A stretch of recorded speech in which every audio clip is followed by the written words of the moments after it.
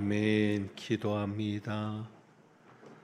광야 같은 세상에서 우리를 인도하셔서 늘 강건케 하시는 주님을 찬양합니다. 저희가 드리는 찬양을 받으시고 수고한 할렐루야 찬양대와 광릉숲 오케스트라 위에 주님의 은혜와 능력을 베풀어 주옵소서. 이제 말씀 듣습니다. 성령께서 이끌어 주시고 눈을 열고 귀를 열어 주옵소서. 우리의 마음이 열리길 소망하며 우리 주님 예수 그리스도의 이름으로 기도합니다. 아멘. 이 주간의 묵상을 봅니다. 오늘 야곱도 두려움을 가지게 된 사건을 만나게 되는데 두려움과 관련된 내용입니다. 함께 봅니다. 실패의 위험이 생명을 위협하는 것처럼 보일 수 있다. 그러나 두려움에 맞서는 것은 성장을 위해서 치러야 할 대가이다. 우리의 상황과 우리의 앞일이 우리를 두렵게 하지만 여러분이 주님을 바라보고 그 두려움을 잘 극복하셔서 성장할 수 있는 은혜가 있기를 축복합니다. 오늘 하나님께서 주신 말씀은 우리가 잘 아는 야곱이 천사와 씨름하는 이야기입니다. 먼저 야곱이 처한 상황을 간단하게 살펴보면 우리가 아는 대로 야곱은 아버지를 속이고 형의 장자권을 빼앗고는 밧단 아람으로 도망을 합니다.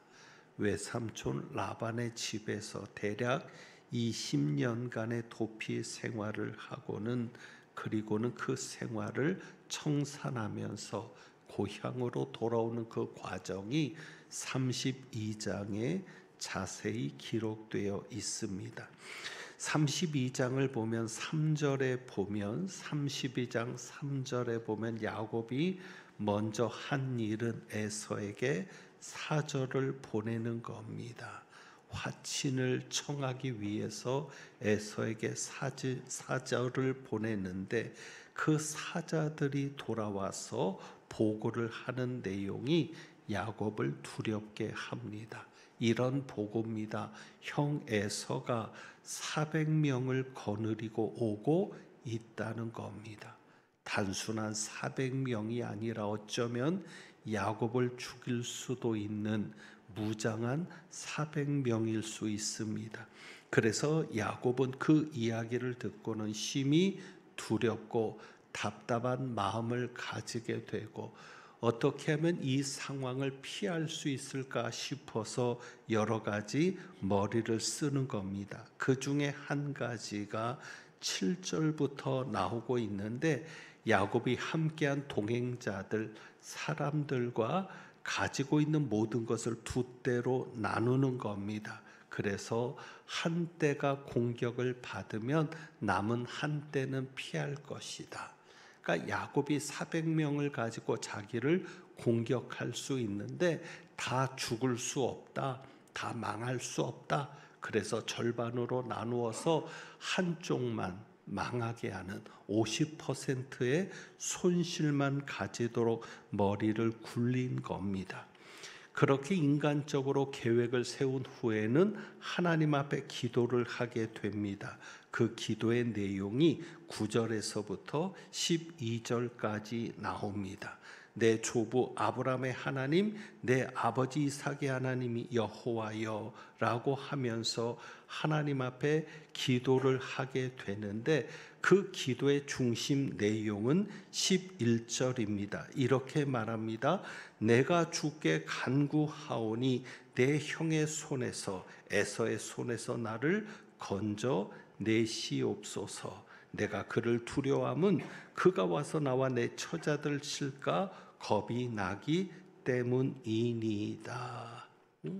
기도를 할 때 하나님, 내가 하나님의 명령대로 지금 돌아갑니다. 그리고 지금까지 하나님께서 내게 베푸신 은혜가 너무 큽니다. 내가 정말 감당할 수 없는 은혜를 받았는데 이제 내가 간구합니다 하면서 그 기도 제목은 에서의 손에서 건져 달라는 기도입니다. 그런데 한 가지 이해가 되지 않는 일이 여기에 있습니다. 그것은 1절과 2절에 보면 야곱이 길을 가는데 하나님의 사자들이 그를 만나게 됩니다. 에서가 400명을 데리고 오겠다는 소식을 듣기 전에 야곱이 먼저 만난 이들이 있으니 그들이 누굽니까? 하나님의 사자들, 천사들을 만난 겁니다.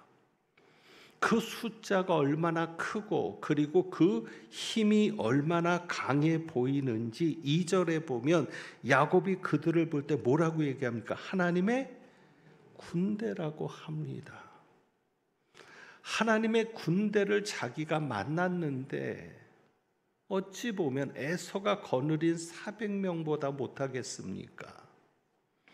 그리고 더 놀라운 것은 야곱이 이전에 하나님의 사자들, 천사들을 만난 적이 있다는 겁니다.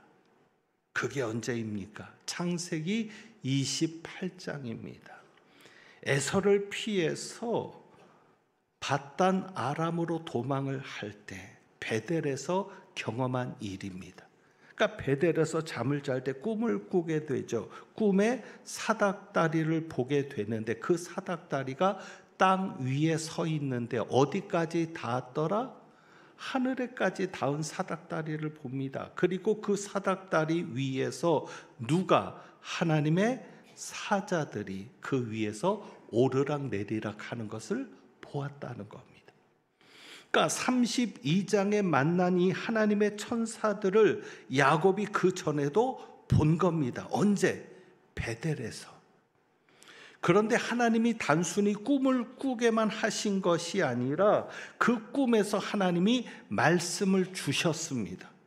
그러니까 꿈을 통해 사닥다리와 하나님의 사자들을 보게 하신 하나님께서 이렇게 말씀하시는 겁니다. 내가 너와 함께 있어. 내가 어디로 가든지 너를 지키며 너를 이끌어 이 땅으로 돌아오게 할지라. 어떤 약속을 하셨어요? 내가 너와 함께 있겠다. 내가 너를 지키겠다. 네가 어디로 가든지 너를 지켜서 너를 반드시 이 땅으로 다시 돌아오게 하겠다. 그리고 약속한 것이 내가 너에게 허락한 것을 다 이루기까지 너를 떠나지 않겠다. 그러면 하나님께서 지금까지 지켜주신 것인데 네가 어디로 가든지 너를 지키겠다는 약속을 누구를 통해서 이루신 겁니까? 이 하나님의 사자들. 그러니까 하나님께서 야곱에게 꿈에 하나님의 천사들을 보게 한 이유가 뭐예요? 그 많은 천사들이 너를 지켜줄 거야. 네가 이 땅으로 돌아올 때까지 너를 지켜줄 거고 내가 너를 떠나지 않을 거야. 자, 그러면 그 천사들, 베델에서부터 야곱을 지켜왔던 천사들일 겁니다. 그 천사들을 어디에서 만난 거예요? 다시 32장에 바로 에서를 만나러 가는 길에서 만난 겁니다. 자, 그러면 두려워할 것이 있습니까? 없습니다. 그러니까 여러분, 아무리 우리가 신비한 체험을 한다고 해도 그 체험이 믿음으로 연결되는 것 같지는 않습니다. 그러니까 야곱은 믿어야 할 것 아닙니까? 하나님이 천사들을 보여주셨고 베델에서부터 만난 천사들이 지금 어디까지? 여기까지 나와 함께 있다는 겁니다. 그리고 하나님이 그렇게까지 말씀해 주셨으니 믿어야 되는데 믿음이 없는 겁니다. 하나님의 말씀을 믿지 못하는 겁니다. 그래서 기도한 다음에도 다시 머리를 쓰는 겁니다. 만약에 믿었다면, 그래 하나님이 나를 지킬 거야 라고 믿었다면 당당하게 에서 앞에 나가야 되는데 그 믿음이 부족하니까 머리를 쓰는 거예요. 어떻게 머리를 씁니까? 그것이 바로 14절과 15절이죠. 에서를 위해서 예물을 택하는 겁니다. 무슨 말인가 하면 에서의 분노를 누그러뜨리는 뇌물을 준비하는 겁니다. 그 뇌물이 얼마나 엄청난 양인지 보면 14절 15절에 온갖 가축 중에서 좋은 것으로 구별하는데 그 총 숫자가 580마리입니다. 대단한 예물이죠. 형의 분노를 누그러뜨리기 위해서 580마리의 가축을 보냈는데 역시 야곱은 머리가 뛰어납니다. 그러니까 그것도 한 번에 주는 게 아닙니다. 그것을 세 대로 나누는 겁니다. 세 대로 나누어서 지금 자기를 잡기 위해서 400명을 거느리고는 에서에게 선물을, 그 가축들을 세 번에 걸쳐 나누어 보내는 겁니다. 우리가 흔히 생각하는 무엇을 만들려고? 삼세판을 만들려고. 그러니까 첫 번째 가축대를 보고 마음이 좀 누그러지도록, 그래서 종들에게 어떻게 말할 것도 다 얘기하죠. 에서를 주인이라고 하면서 주의 종 야곱이 당신에게 보내는 선물입니다라고 이야기를 하고, 그리고 야곱이 뒤에 있습니다라는 이런 동일한 멘트를 가지고 세 번에 걸쳐서 에서를 만나게 하는 겁니다. 그렇게 하는 목적이 20절에 나오죠. 자, 20절에 보면 또 너희는 말하기를 주의 종 야곱이 우리 뒤에 있다 하라. 이는 야곱이 말하기를 어떤 생각을 한 거예요? 내가 내 앞에 보내는 예물로 누구의 감정을 푼 후에, 형의 감정을 푼 후에 대면하면 형이 혹시 나를 받아 주리라 함이었더라.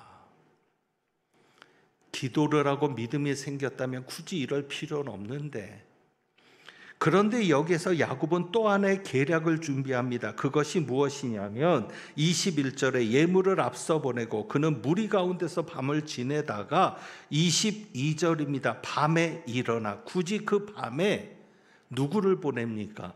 두 아내와 두 여종과 11 아들을 인도하여 야복 나루를 건너게 합니다. 그리고 자기는 홀로 남은 겁니다. 처자식을 먼저 보냅니다. 그러니까 인간의 머리로 할 수 있는 최대한의 계략을 세운 겁니다. 왜? 설마 형이 여자와 아이들을 죽이겠는가? 제수 씨들 아니에요? 자기 조카들 아니에요? 그래서 그들을 보내면서 형의 마음을 좀 더 누그러뜨리고자 하는 계략이 있을 수 있습니다. 자, 자기가 할 수 있는 최선의 조치를 다해놓고는 이제 야곱은 야복 나루에 혼자 남아 있습니다. 그냥 걸어서도 쉽게 건널 수 있는 그 야복 나루, 야복강을 건너지도 못하고 거기에 남아서 밤을 지내게 되는데, 그때 우리가 보는 대로 어떤 사람이 24절입니다.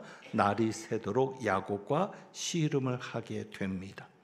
창세기에는 어떤 사람이라고 되어 있는데 호세아는 하나님의 천사라고 분명하게 말합니다. 12장 4절에 보면, 호세아 12장 4절에는 야곱이 천사와 겨루어 이겼다라고 말씀합니다. 그래서 천사와 씨름을 한 것을 우리가 알게 되고, 그런데 이것은 단순한 씨름이 아니었습니다. 호세아가 이렇게 또 말하죠. 울며 그에게 간구하였다라고 말합니다. 천사와 겨루어 이겼다라고 하면서 야곱이 누구에게? 천사에게 울며 그에게 간구했다라는 것이죠. 그러니까 야곱의 씨름은 단순한 레슬링이 아니라 야곱의 기도였던 겁니다. 울면서 철저하게 매달리는 그런 간절한 기도였습니다. 그래서 우리는 기도에 대한 교훈을 배울 때 야곱의 이 기도, 야복강의 기도를 모범으로 생각하기도 합니다. 자, 그런데 여기서 또 우리가 주목할 것이 있습니다. 야곱이 천사에게 나타나서 울며 매달릴 때 정작 에서의 문제는 기도 제목이 아니었습니다. 지금 누구 때문에 이 상황이 된 거예요? 에서 때문에.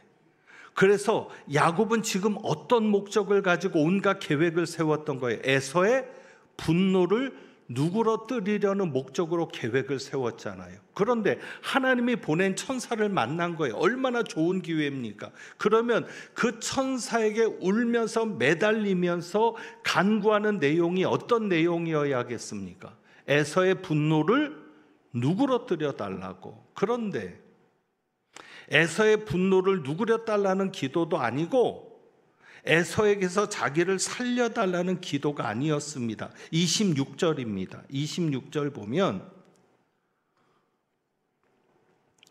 천사가 이렇게 말하죠. 날이 세려하니 나로 가게 하라. 야곱이 말합니다. 당신이 내게 축복하지 아니하면 가게 하지 아니하겠나이다. 왜 야곱이 에서의 기도를 안 했을까?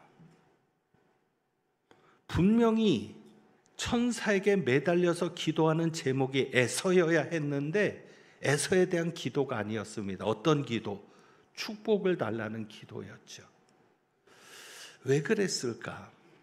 야곱이 조금 믿음이 생겼을 수 있습니다. 이 과정 속에서 어떤 믿음? 그래, 하나님이 내게 말씀하셨어. 그리고 나는 하나님이 나를 보내서 내게 보내서 나를 지키는 천사들도 봤어. 그러면 나는 하나님이 지켜줄 거야. 어쩌면 그래서 에서에 대한 기도를 안 했을 수 있어요. 근데 어떤 상황은 생각할 수 있을까요? 에서에게 다 빼앗길 수는 있겠다.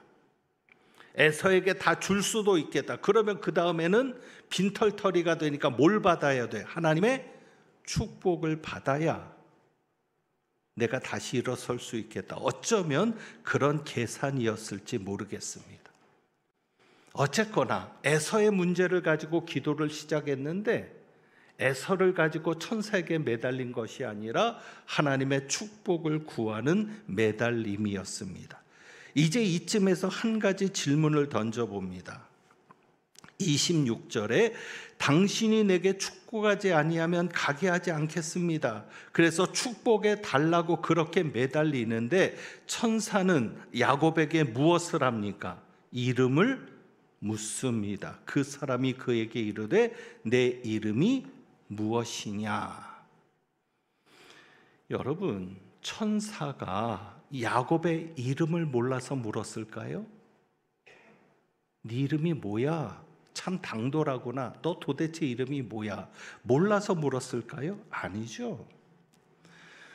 성경에서 이름이라고 하는 것은 어떤 존재가 있으면 그 존재의 속성을 나타내거나 그 존재의 인격을 대표하는 것이 이름입니다. 그러니까 성경에서는 어떤 이름만 들으면 그가 어떤 인간인지를 아는 거예요. 그리고 그 이름을 들으면 그가 어떤 인생을 살아왔는지를 미루어 짐작할 수 있게 되는 게 이름입니다. 자, 그러니 천사가 야곱에게 네 이름이 무엇이냐라고 물었을 때 어떤 의미가 있을까요? 야곱이 자기 이름을 생각했겠죠? 나는 야곱입니다. 그럴 때 야곱에게 어떤 도전이었을까요? 천사가 이러는 겁니다. 네 이름이 무엇이냐라고 묻는 것은 네가 어떤 인간인지를 돌아봐. 지금 네가 어떤 인간인지를 생각해봐. 그리고 그것은 네가 어떤 인생을 살았는지 살펴봐. 저는 야곱이 자기의 이름을 야곱이라고 얘기했을 때 굉장히 창피했을 것 같습니다. 왜냐하면 야곱이라는 이름이 뭐냐면 발뒤꿈치라는 그 말에서 유래된 이름이거든요. 형의 발뒤꿈치를 잡고 나왔기 때문에 야곱이라고 이름을 붙이게 되는 것인데 그 의미 속에는 뭐냐면 그 발뒤꿈치가 사용되는 의미 속에는 뭐냐면 속이고 빼앗는 자라는 의미가 있는 겁니다. 그러니까 야곱의 이름의 뜻이 뭐예요? 속이고 빼앗는 자. 그래서 야곱은 속이잖아요. 속여서 빼앗잖아요. 그러니까 야곱은 얼마나 창피했을까요? 자기 이름을 얘기하면서 나는 속이는 자입니다. 나는 속여서 빼앗는 자입니다. 그런데 그 말을 듣고 천사가 이제 그 이름을 바꾸어 주는 겁니다. 28절이죠. 이제 네 이름을 다시는 야곱이라 부를 것이 아니다. 너는 이제 더 이상 속이고 빼앗은 자로 살 것이 아니야.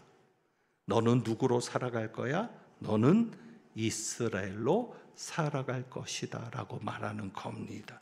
그러면서 이는 네가 하나님과 및 사람들과 겨루어 이겼음이니라 그랬는데, 하나님과 사람으로 겨루어 이겼다는 것은 실제로 하나님과 사람과 싸워서 이겼다라는 뜻이 아니죠. 어떻게 사람이 하나님과 싸워서 이길 수가 있겠어요? 그런 의미이기보다는 원래 이스라엘이라는 말이 뭐냐면 하나님이 다스리신다는 뜻이거든요. 하나님이 다스리신다. 그러니까 그 말을 가지고 정리해 보면 이런 것이죠. 이스라엘이라는 이름을 주는 것은 뭐냐면 하나님이 다스리게 하라. 그러면 네가 이길 것이다. 그러니까 지금까지 야곱은 자기가 속여서 빼앗는 자로 살았는데 이제부터 야곱은 어떤 삶을 살게 되겠다는 거예요. 하나님의 도우심을 받아서 하나님이 다스리게 하는 인생을 살면 하나님께 순종하고 하나님의 다스리심을 받고 하나님의 통치 속에 살아가면 너는 항상 이기는 자가 될 수 있을 거야. 바로 그 이름으로 야곱의 인생을 바꿔주시는 거죠.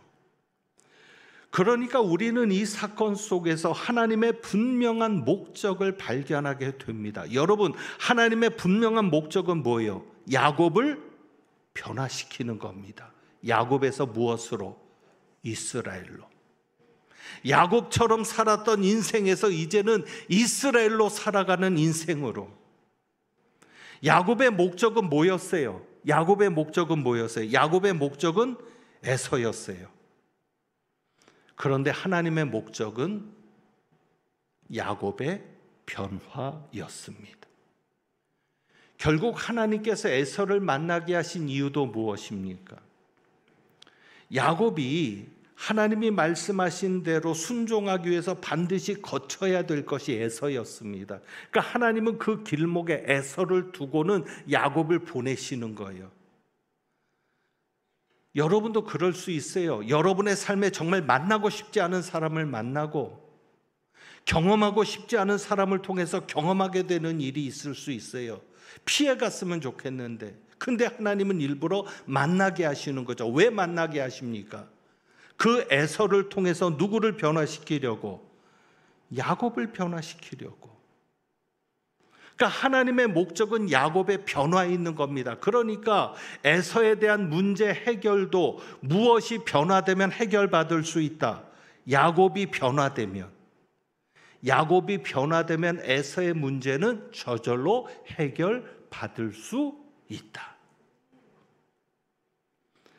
그래서 그런 하나님의 목적이 분명하게 드러나는 것이 야곱에게 일어난 상황입니다. 오늘 말씀에 보면 하나님의 사람인 이 하나님의 천사가 야곱의 허벅지 관절을 치는 겁니다. 쳤다라고 하는데 실제로 그냥 만진 겁니다. 그래서 야곱은 그 환도뼈, 엉덩이 골반뼈죠. 그 환도뼈가 상해서 평생 제대로 걸을 수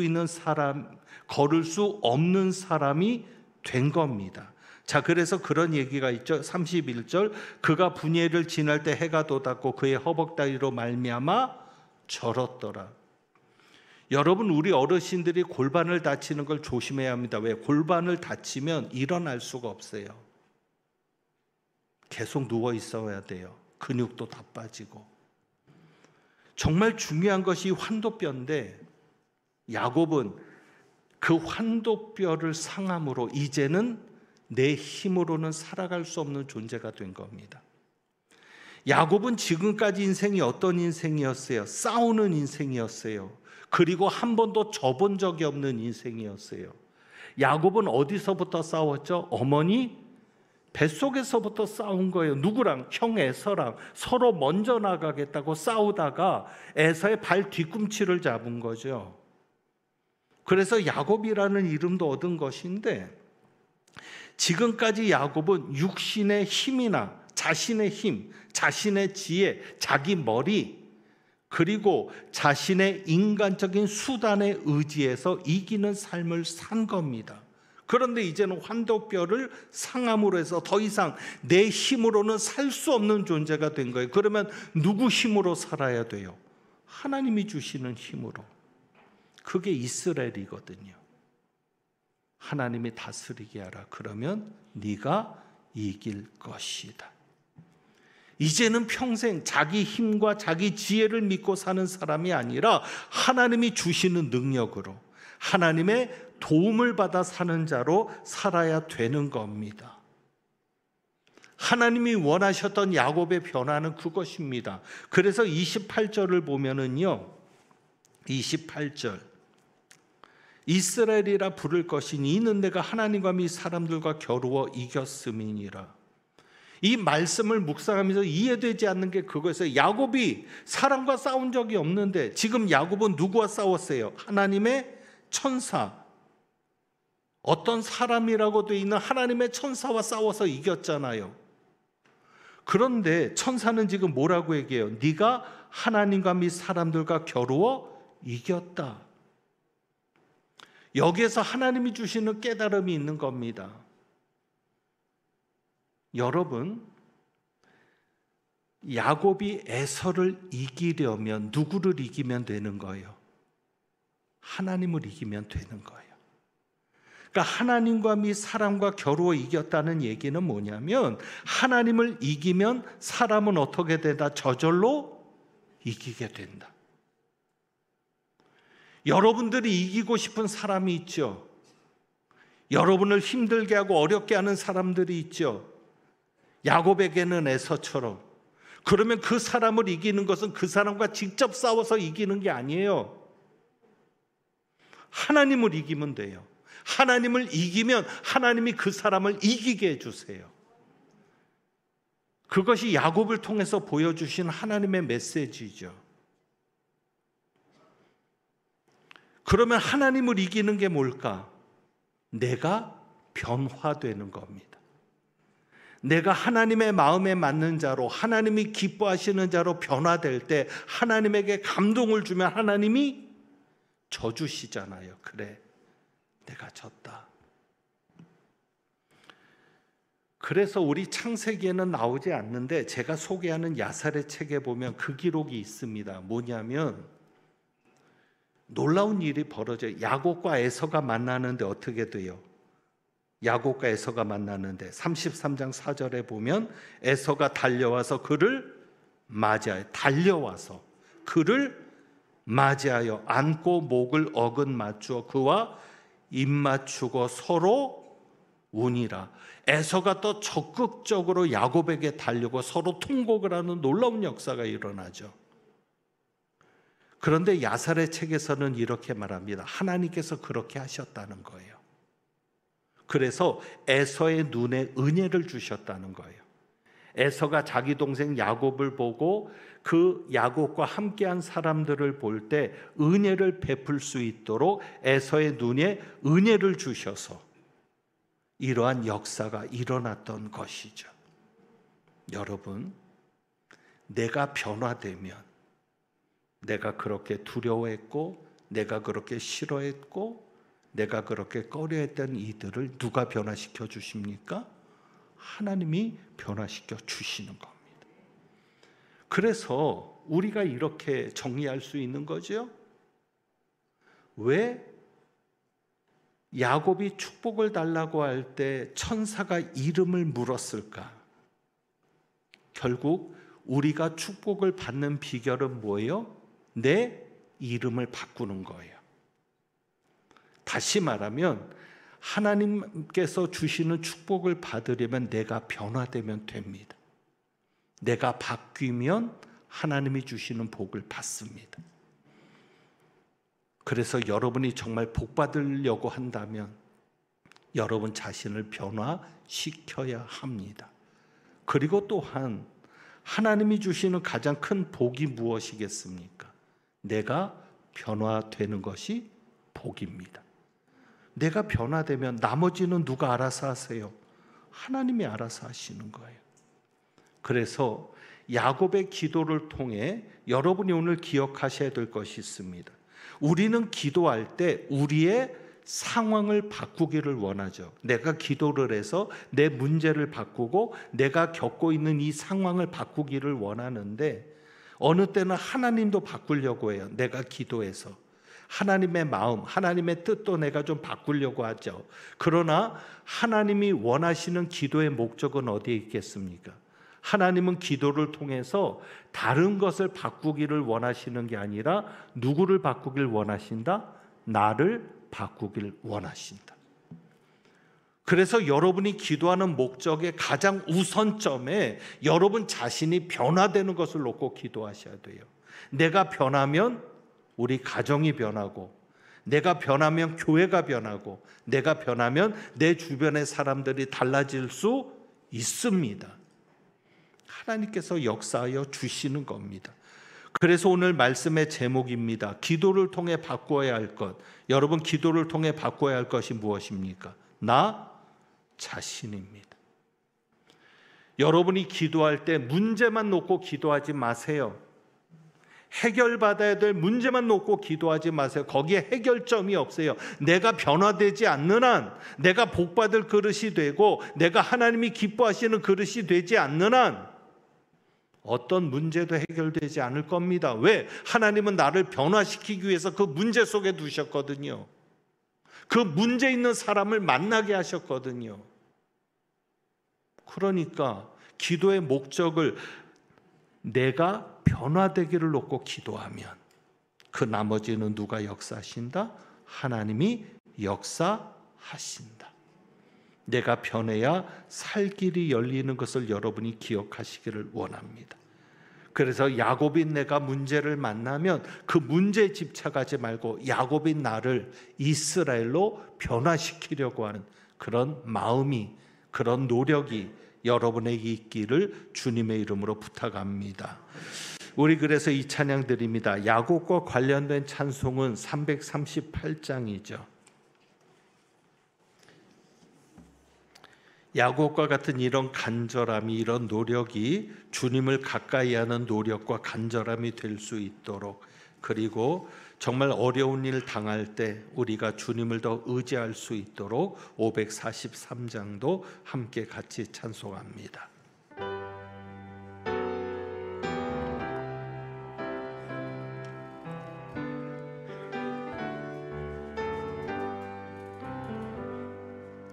내 주를 가까이 하게 함은 십자가 짐 같은 고생이나 내 일생 소원은 늘 찬송하면서 주께 더 나아가기 원합니다.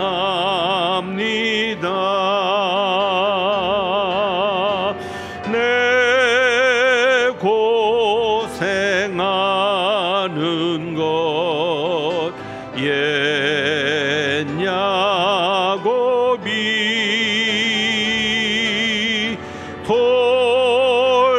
돌베개 베고 잠 갔습니다.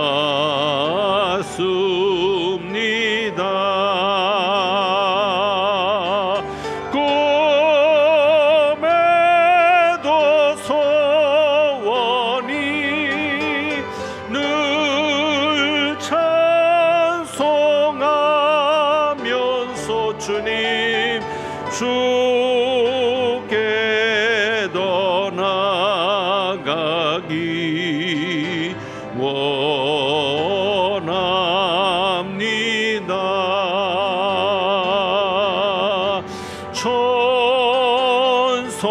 천성에 가는 길 험하여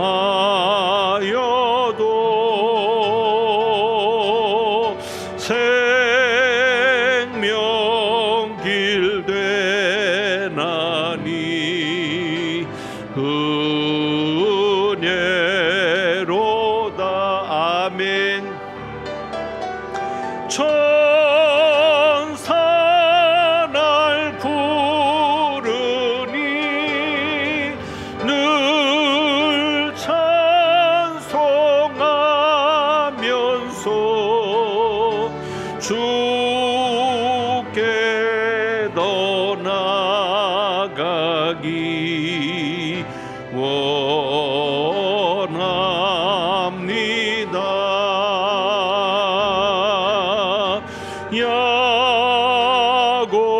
야곱이 참 깨어 일어난 후 돌단을 쌓은 것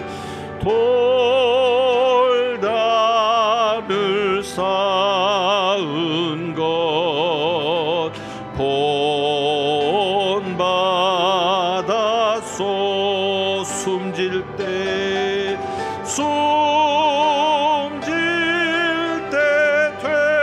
되도록 주님 늘 찬송하면서 주께 더 나아가기 원합니다. 어려운 일 당할 때 어려운 일 당할 때 나의 믿음 저 의지하는 내 주를 의지하는 내 줄 더욱 의지합니다. 더욱 의지함. 2절합니다. 성령께서 내 마음 밝히 비춰 주시니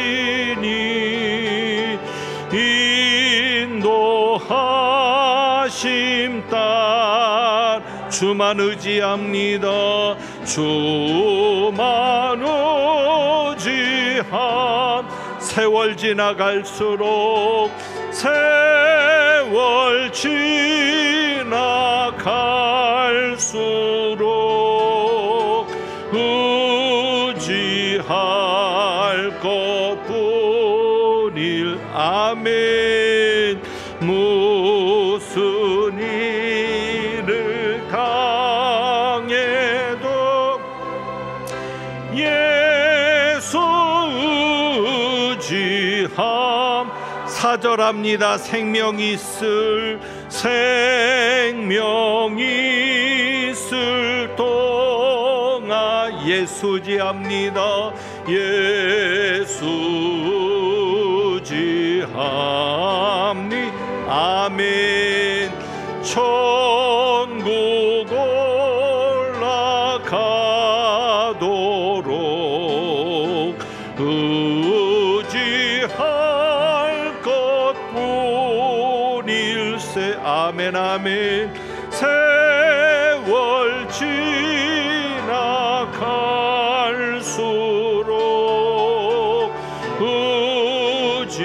의지할 것뿐일세. 주님 무슨 일을 당해도 예수 의지합니다.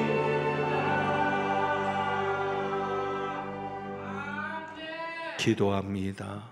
하나님 아버지, 우리의 삶은 왜 이렇게 익숙해지지 않는지 모르겠습니다.